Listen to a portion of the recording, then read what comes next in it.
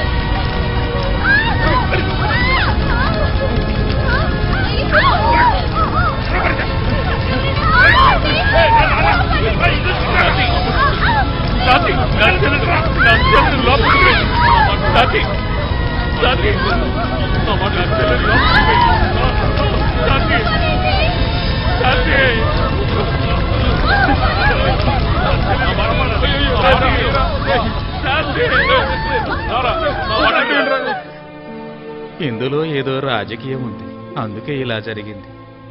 లేదంటే ఎంత మంచివాడికి ఇలా జరుగుతుందా?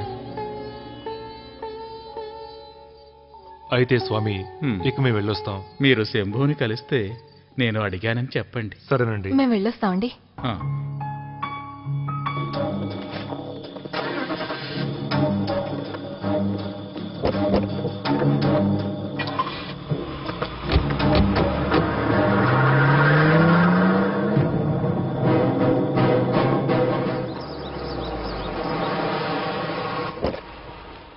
నమస్కారం. నమస్తే. ఇలాంటి ఉద్రిక్త వాతావరణంలో మీరు ఇక్కడికి రావడానికి కారణం ఏంటి సార్? ఈ ఇల్లు నా సొంత ఇల్లు లాంటిది.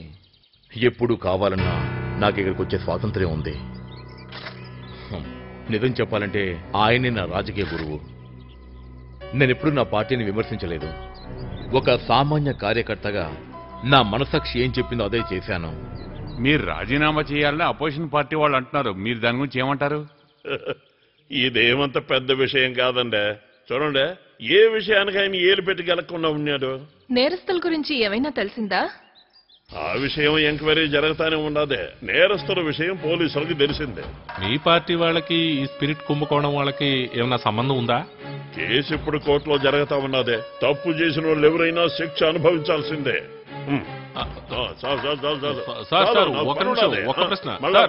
మిమ్మల్ని అడిగేది మా అన్న ఆదికేశులు మంత్రిగా ఉండడం మాకు బలం. తెలుగు ప్రజలందరూ మాతోనే ఉన్నారండి. మేము చేసిన మంచి పనుల వల్ల ప్రతిపక్షాలు ఏ నింద వేసినా మాకేం భయం లేదండి.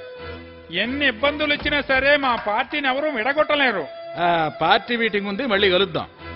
చిన్న పిల్లకాయల్నే ఎవరు పట్టించుకోకపోతే ఏడుస్తారు. అట్నే మనం కూడా ఏదో ఒక స్టేట్మెంట్ ఇవ్వకపోతే జనం బాధపడతారు. ప్రవీణ్ చెప్పింది కరెక్టే కదా. ఈ మధ్యకాలంలో స్ట్రైకులు, బంద్లు అవి ఇవి జరగడం వల్ల మన పార్టీకి కొంత చెడ్డ పేరే వచ్చింది. మన పార్టీ చరిత్రలోనే బస్సుని తగలబెట్టిన సంఘటనే తీరని కలంకము. ఆ రోజు విద్యార్థుల పోరాటానికి మద్దతునిచ్చిందే ఇదిగో ఎదురుగా ఉన్నాడే ఈయన. ఈ విషయాలన్నీ గతంలోనే మాట్లాడి మనం సాల్వ్ చేసుకున్నాం. ఆ కారణం చూపే కదండి మనం వాడిని పార్టీ నుంచి బయటికి వెళ్ళగొట్టాం. రాష్ట్రంలో ఉండే లా అండ్ ఆర్డర్ ప్రాబ్లం వల్ల ప్రజలకు ఎంతో అసౌకర్యం కలుగుతోంది. ఈ స్పిరిట్ కుంభకోణం కేసులో నేను చెప్పాల్సింది ఆ రోజే చెప్పాను. జడ్జి హత్య కేసులో నేరస్తుల్ని పట్టుకోవడానికి అన్ని విధాలా ప్రయత్నిస్తా ఉన్నారు. మీరెవరినో కాపాడడానికి ఎలా మాట్లాడుతున్నారండి? నువ్వు ముయ్యాబయ్యా, ఈ మధ్య నీకు నోరు ఎక్కువైపోయినాదే. కనీసం ఇక నుంచైనా మనం ఎలాంటి స్టేట్మెంట్లు ఇవ్వకుండా ఉండడం మంచిది. నా పదవికి రాజీనామా చేయడానికి నేను సిద్ధంగా ఉన్నాను. ఆత్మాభిమానం ఉన్న ఒక పార్టీ కార్యకర్తగా చెప్తా ఉన్నాను. ఈ పార్టీ కోసం నేను నా ప్రాణాలైనా ఇస్తాను.